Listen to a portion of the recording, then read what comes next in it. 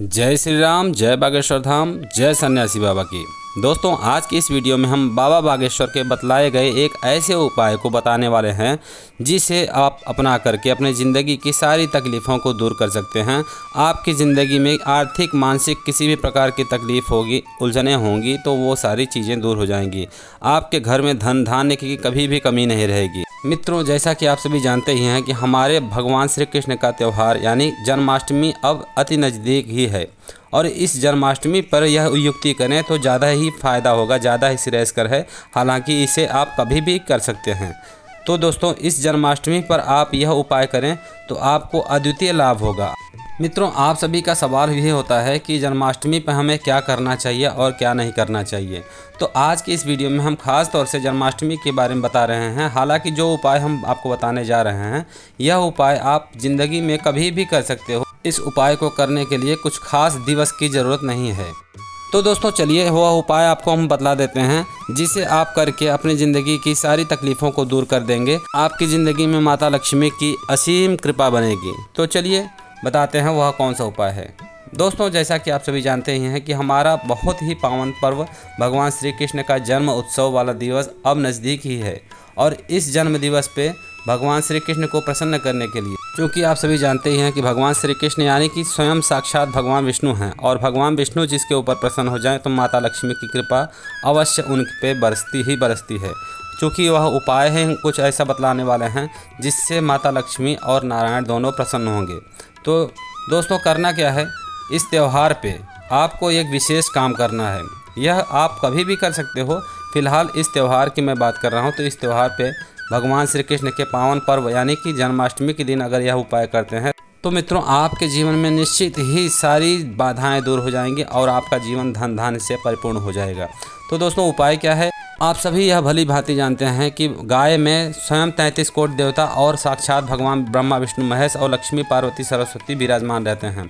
जी हाँ, गाय साक्षात माता लक्ष्मी ही हैं, इसलिए गाय भगवान विष्णु को अति प्रिय हैं। आप सभी यह भी जानते हैं कि भगवान श्री कृष्ण गाय को ही चराते थे। गाय भगवान विष्णु यानी भगवान श्री कृष्ण को बहुत ही प्रिय हैं।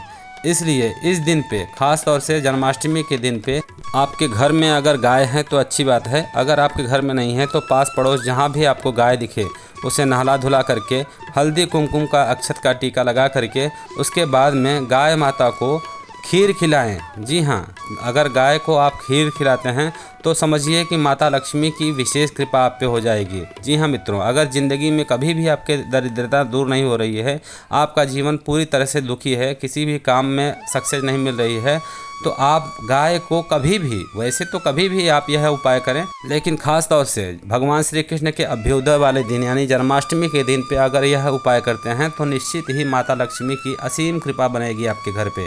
जी हाँ मित्रों, आपके ऊपर भगवान नारायण और माता लक्ष्मी की इतनी कृपा बनेगी कि आपके घर में धन बरसने लगेगा और आपकी सारी तकलीफ़ें भरी ज़िंदगी दूर हो जाएंगी। आपकी ज़िंदगी में मंगल ही मंगल होगा, ना ही किसी प्रकार की मानसिक परेशानी रह जाएगी, ना ही किसी प्रकार की शारीरिक परेशानी रह जाएगी, ना ही आर्थिक तंगी रह जाएगी। आपके जीवन में केवल और केवल खुशियाँ बरसेंगी। दोस्तों, आपको लग रहा होगा कि मैं यह सब ऐसे ही बोल रहा हूँ, तो बिल्कुल ऐसा नहीं है। यह पुराणों में उल्लेख है इस बात का कि गाय में स्वयं माता लक्ष्मी और नारायण और 33 कोटि देवता भी रहते हैं और गाय का पूजन हमारे लिए हमेशा से श्रेयस्कर रहा है। इसलिए गाय का पूजन का रिवाज तो हमेशा के लिए होना चाहिए। लेकिन अगर आप हमेशा ऐसा करने में सक्षम नहीं हैं तो कम से कम जन्माष्टमी के शुभ अवसर पर ऐसा होना ज़रूरी है। चलिए बताते हैं आपको दूसरा उपाय जिससे माता लक्ष्मी की आपके घर पे असीम कृपा बनेगी, भगवान नारायण की असीम कृपा बनेगी। तो दूसरा उपाय क्या है, हम सभी जानते हैं कि भगवान विष्णु को माता तुलसी अत्यधिक प्रिय हैं। जी हाँ, वृंदा उन्हें बहुत प्रिय हैं, इसलिए वृंदा का पूजा यानी तुलसी का पूजन करने का रिवाज भी है। जन्माष्टमी के शुभ अवसर पर तुलसी माता को दीपक जला करके हल्दी कुमकुम अक्षत लगा करके उन्हें ज़रूर पूजा करना चाहिए और उनका पूजा करना यानी स्वयं भगवान विष्णु को प्रसन्न करने जैसा ही है। अब चलिए बात करते हैं तीसरे उपाय की जिससे स्वयं माता लक्ष्मी और नारायण को आप विवश कर देंगे। आपके ऊपर कृपा उनकी होएगी ही होएगी। वह कौन सा उपाय है, तो दोस्तों, जैसा कि हमने थोड़ी देर पहले बताया कि गाय को पूजा करना हमारे हिंदू धर्म में सर्वोपरि माना गया है और इसका पूजा करना यानी कि गाय का पूजा करना यानी त्रिदेव और त्रिदेवी साथ ही 33 कोटि देवता का पूजा करने जैसा ही है। मित्रों, आप सभी जानते ही हैं कि आज भी कोई अगर अनुष्ठान होता है, पूजा होता है या हवन इत्यादि होता है तो उसमें गाय का गोबर जरूर लगता है। जी हाँ, गाय के गोबर में भी करोड़ों देवी देवता का स्थान माना गया है। गाय के गोबर से ही हम गौर बनाते हैं और गौर बनाने के बाद में हम उसका पूजन करते हैं। दोस्तों, आज भी धार्मिक अनुष्ठान से पहले गाय के गोबर से घर की लिपाई होती है। यह बात हम सभी जानते हैं। मित्रों, जन्माष्टमी के दिन पूरे घर की गाय के गोबर से लिपाई करनी चाहिए। साथ ही घर में अगर कोई पकवान इत्यादि बनता है तो उसे गाय की उपली पे ही बनाना चाहिए। यह पौराणिक सिद्धांत है। गाय भगवान श्री कृष्ण को बहुत ही प्रिय हैं, इसलिए गाय माता का पूजन अवश्य करना चाहिए जन्माष्टमी के दिन पे। मित्रों, आज के दिन यानी कि जन्माष्टमी के दिन में भगवान श्री कृष्ण को पारिजात, सैफाली और हर श्रृंगार के फूलों से पूजा करनी चाहिए और माखन मिश्री चढ़ा करके भगवान श्री कृष्ण का पूजन करना चाहिए। अगर आपको माखन न मिले तो आप दही मिश्री का भी पूजन कर सकते हैं। जन्माष्टमी के दिन उपवास करने वाले, व्रत करने वाले और नियम निभाने वाले व्यक्ति को चाहिए कि वह भूल करके भी ककड़ी, खीरा इत्यादि फल तब तक ना खाएं जब तक भगवान श्री कृष्ण का अभ्युदय यानी जन्म नहीं हो जाता है, क्योंकि ककड़ी और खीरे को पंचतत्व प्रधान फल माना गया है, यानी कि छित, जल, पावक, गगन समीर इसमें समाहित होता है और इसीलिए इसमें भगवान श्री कृष्ण का जन्म भी माना जाता है। हालांकि यह छेपक कथाओं में वर्णित हो सकता है, इसका कोई शास्त्रीय प्रमाण नहीं है। मित्रों, अगर एक काम हो सके तो ज़रूर करें। वह क्या है?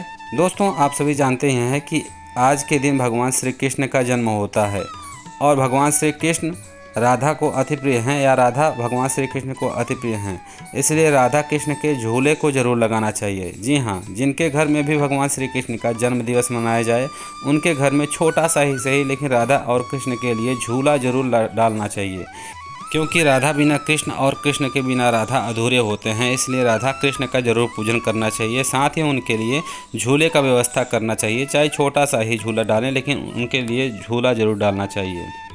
अगर आपके घर में लड्डू गोपाल हैं तो आज के दिन लड्डू गोपाल को उस स्थान पर रख देवें जहाँ पे भगवान श्री कृष्ण का प्राकट्य यानी कि जन्मोत्सव मनाया जा रहा हो, क्योंकि भगवान लड्डू गोपाल यानी कि बाल गोपाल और बाल गोपाल यानी कि कृष्ण भगवान जब जन्म लेते हैं तो ऐसे समय पे भगवान श्री कृष्ण के लड्डू गोपाल वाले मूर्ति को रखना अत्यंत आवश्यक है। मित्रों, जन्माष्टमी के दिन भगवान श्री कृष्ण के प्राकट्य यानी जन्म लेने के बाद में शंख में गाय का दूध भर करके उनका अभिषेक करना चाहिए।